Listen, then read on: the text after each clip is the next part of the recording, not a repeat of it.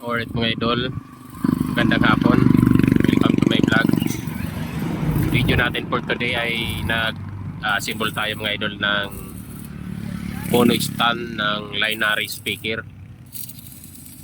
Yan mga idol. Bali malapit na mga idol matapos.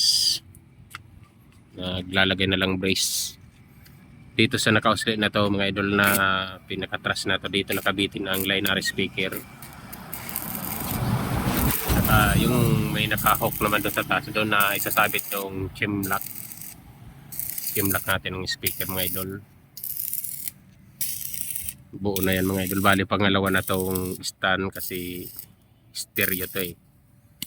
Pangalawa na natapos naming stand to. Bali susunod kong video mga idol mamaya ay papakita ko sa inyo kung paano ibitin yung Linary speaker.